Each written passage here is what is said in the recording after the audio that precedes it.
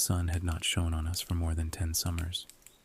This carcass of a place, this barren, discolored non-space, life shaken down to its last seed.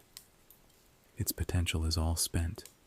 The heavens, and that wide blue yonder above, now hard-boiled into a permanent blanket of gray that asphyxiates our globe. Imagine brewing a migraine inside a cauldron, and you get an idea. Every breath drawn may as well be sucked from an exhaust pipe. For now, the smolder is only ever broken by swirling voids of superstorms that either drown, freeze, or blaze us to death. The very dirt beneath our feet crushed beyond repair, an arid, blistered vacuum, soil petrified into a pinky parchment. No force of creation pushes through this earth. It is an in-between region in which we dwell, neither purgatory nor hell. Take your pick of what destroyed the world. War, warming, viral concoctions. It doesn't matter how it ended. All that matters is what happened after. The day the ropes fell from the sky, suspended from the very clouds themselves, everyone who still could crawled out of their caves to witness the impossible miracle. Tribes who had spent their whole lives drawing weapons against the other stood shoulder to shoulder, awe in their eyes and hearts. Their bodies, which had been falling apart for so long, became reassembled and recharged at the challenge and the promise that dangled before them. 100,000 of these ropes covered the landscape, stretching as far as vision and light would allow. Each strand swayed with such inviting innocence, and each could bear the weight of any individual who chose to wrap their hands around these threaded necks. The people waited a cautious hour to see if any form of malevolent life would come scurrying down these lines. Invaders from another world, perhaps, ready to enslave. But no such threat arrived. A wind from the east made the army of cords dance in the breeze, and with it a faint whisper seeped in the minds of all. A mental scent, one audible word: climb. All came and heeded the call, even those who had remained in the dead cities, full of dead machines and dead hives, burnt-out shells, giant hollow boxes, still smoking and melting like ashtrays the size of lakes. Each person reacted in a different way to the ropes. Some spared not a thought on the matter, and ran full pelt to the nearest line, wiggling up the thing one desperate lunge after another, ready to escape this reality. They didn't last long. They were the first to fall. The first ones I had to bury. Others took time to study and prepare for their ascent. They gathered supplies, extra clothing, and spent hours roughing their hands upon rocks to build up a protective callus. The smartest ones knew how to coil the rope around themselves as they climbed, granting them a harness in order to rest their arms between exertions. I watched them scaling upwards until their outline was but the size of a flea, blurred against the smoky sky. A dozen or so made it all the way through the low clouds. I call those ones the skyscrapers. But now there are fewer and fewer who can reach such a height, and eventually they all fall too. Why do so many climb and risk an uncertain fate? Well, what else was there to do? A trip into the unknown, some form of excitement and adventure, was an offer not to be refused. Our species, formerly known as humanity, was circling the drain. The mundanity of everyday survival was only broken by the spilling of blood, be that innocent or guilty. We have forgotten ourselves. Reason had evaporated from the heat of conflict. There is no trust, and barely anyone speaks now. For what really is there even to say? I am one of the few that still cling on to their wits, who can form thoughts, words, and scripture. As for the others, it would be generous to compare their intelligence with that of a dog. Infected with de-evolution, they be. I remember seeing one such madman take a torch and spend the whole night setting fire to the ropes. When he was done, The sky looked like it was leaking fire. He screamed at the top of his lungs until his voice went hoarse. At dawn's light, he was sitting in a pile of ash, eating the charcoal remains of his victims. But his efforts were for naught. He barely made a dent in their numbers. They carried on drifting, and people carried on climbing. I stayed below to bury the bodies. I was too old to climb anyway, with my fingers being knotted with arthritis and withered down to dry stalks. In my rare dreams, I fantasize that I can climb, that I perforate the withered whiteness above, where I am greeted by a specter of stars. I hope they still exist. I choose to cling on to the old faiths that many have since discarded, a belief that the dead should not be left on display. They deserved a ritual and a ceremony of some sort to pass them over to whatever lies beyond.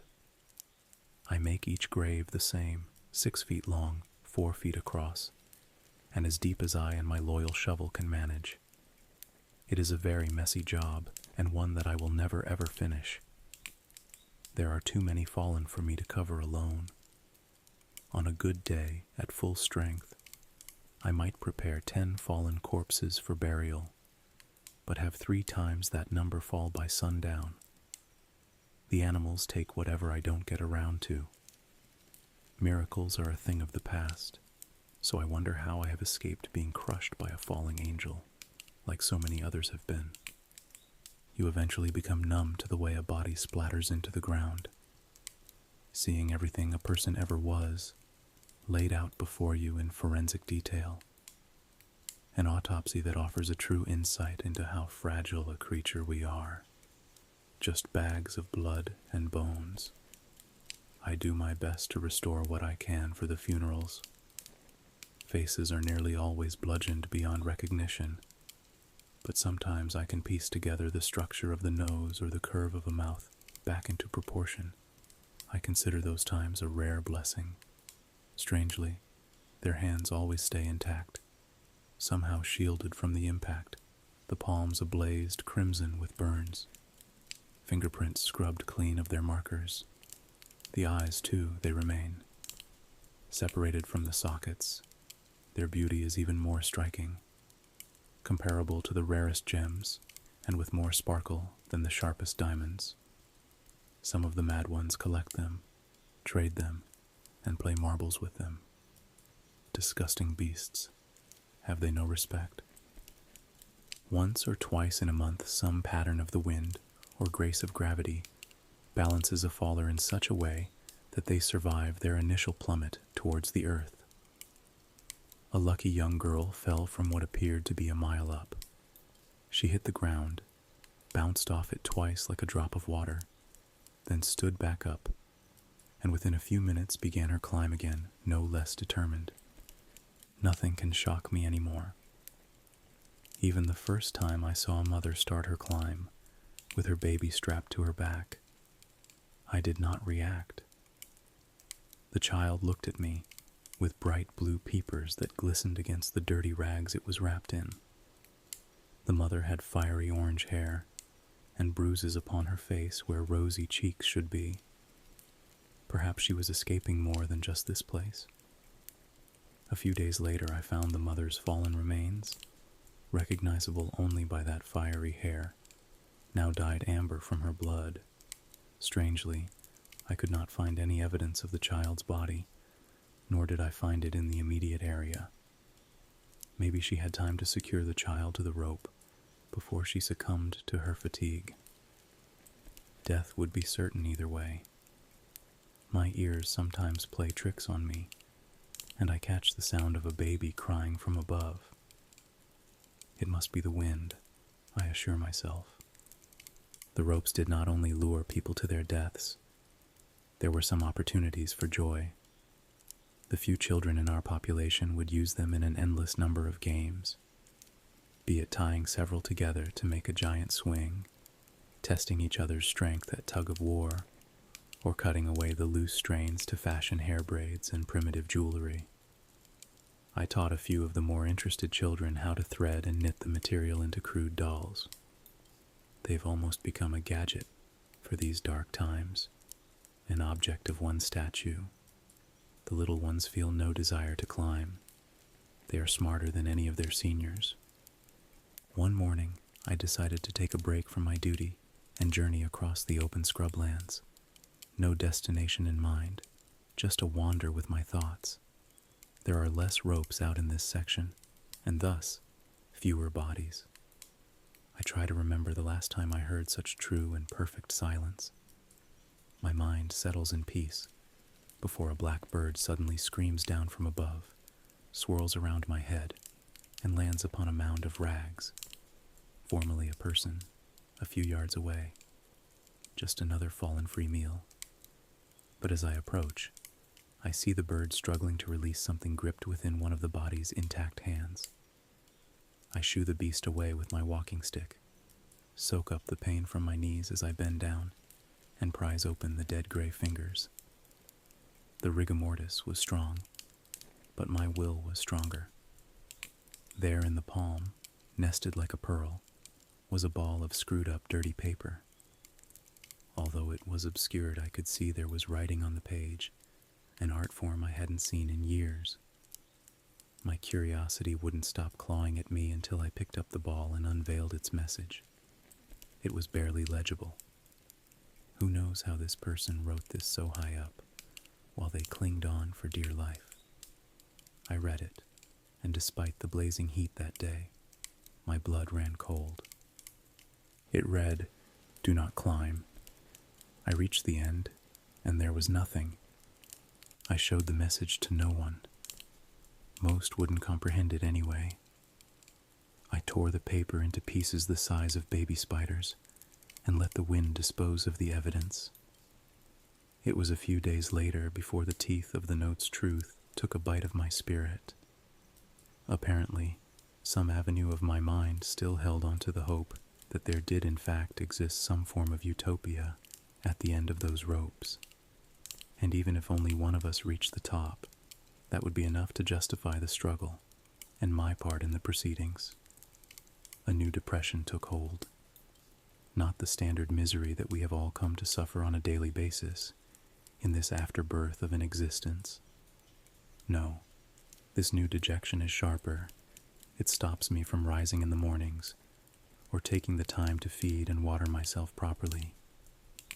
I hide away from others and put no effort into my work. When I do happen to dig, the earth seems to fight back at me, refusing to give up any more real estate for the dead. I hammer at it for hours and hardly scratch the surface. Each rejection runs the wick of my life's candle down ever more. Finally, one dark evening, my ankles collapse, and so too does my shovel, splitting in two against the rock soil. I crash into the rot and prepare to take in my last conscious thoughts and images. The obvious occurs to me. This'll be the last grave I dig, and it turns out to be my own. A manic noise fills the air. It takes me a while to recognize this sound as my own laughter. So long has it been since I have had any use for it. I pray for the mad ones not to take my eyes. Soon after I am weeping, not for my own life, but that of my dead shovel, pathetically, the only thing I could call a friend in this world. It deserved better. My sight becomes a slowly closing tunnel, and I am gone. But that is a lie. My candle lights anew. I awaken to the noise of soft speaking and serrations. My sight is awash with blurs, but I can just make out two small figures crouching down beside me, their hands busily assembling something. My movements startle the pair, and they scatter off. As slowly as the oncoming fog, I raise myself off the ground and rub my injured body back to health. One strained scuff after another, I walk towards the object the figures were playing with. It is my shovel, now repaired, lying on the ground with several lengths of rope fixed around its broken body. It's even tied in a bow, the same way people used to offer each other gifts. I hold it in my hands, stab it in the ground, push down, and lift the soil. It works well. if not better than before. A giggle echoes across the wasteland. The children stand in a V formation, watching me like prey. The social reaction to wave might scare them off, so I just nodded gently and smile with my eyes. They let loose another happy screech and disappeared into the mist. An idea sparks in my head, something new and exciting. Those children, the ones who I taught to make toys and braids from the ropes, had actually learnt something from me. They had innocence, yes, but more than innocence. There was once another word to describe such a feeling. They had freedom of thought. And if the note I found is true, then I need a new vocation. From that moment on, I decided to focus my efforts on tending to the living, not the dead. The bodies still fall through the sky like heavy snowflakes, but I ignore them. Whatever happens to them is their choice, but the people below, they are the reality. I commit myself fully to teaching those who I would usually discard. I set up a school of sorts and relay the basics. Simple methods of scavenging food, how to seek out clean water, an introduction of the alphabet and numbers. Obviously, some still reject me, even beat me, and climb the ropes regardless. But others do take heed, listen closely, and start to see the possibility of a different, less crushing version of life. I press upon them the need to teach others in the same way, for I will not be here forever. What fruit will my students bear? The future keeps the answer to that question under lock and key, as is only right. I had never questioned the purpose of the ropes, or what their true meaning, if any, would be. But there was one theory presented to me, in startling fashion, one evening after I had finished my daily lessons. I saw an old man, somehow even older than me, walking across the wild spread, carrying several large rocks in his silvery arms. My curiosity clawed at me again, and I followed after him. He took the rocks towards one of the faraway ropes, and I watched as he stacked the chunks of sediment, flat upon one another, creating a platform. With one last strain, he placed the final rock upon the top of the pile and stood back to size up his creation.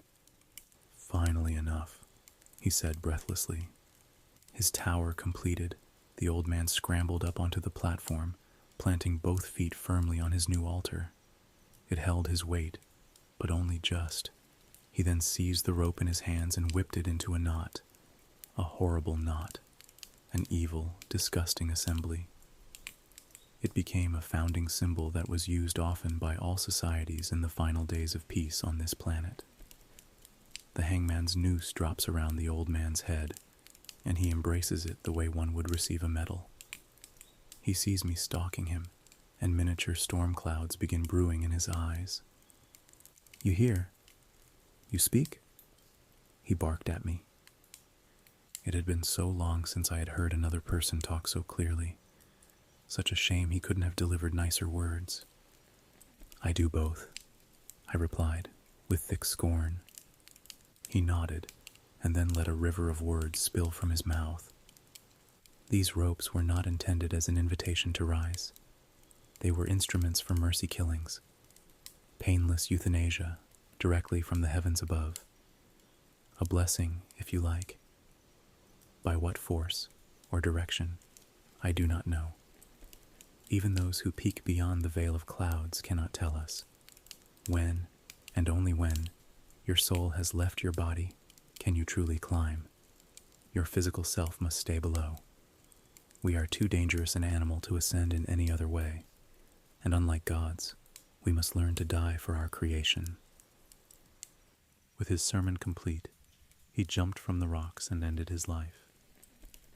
It neither looked merciful or painless, and I saw no evidence of a spirit leaving his body, so I can only conclude his presumption was wrong. But then, we have all been wrong before. I did not cut him down. Let him hang for this cause if he must, and if others follow, then that is also what they must do. I, however, stand strong in defense of our new terra firma. The lessons continue to go well, and we had our first gathering recently. Everyone brought an offering to contribute to the meal. It would be a pitiful hill of beans when mirrored against the old world standards, but that can only be a good thing. The event was more humble, more aligned to the spirit of good intentions. The cost was proportional. For a race who once suffered in abundance, we have quickly learnt to thrive through deficiency. I take a deep breath, and somehow the air tastes a tiny bit cleaner. The screams of the falling people grow quieter by the day, replaced instead by new songs and laughter, which rise up from our land below in glorious harmony.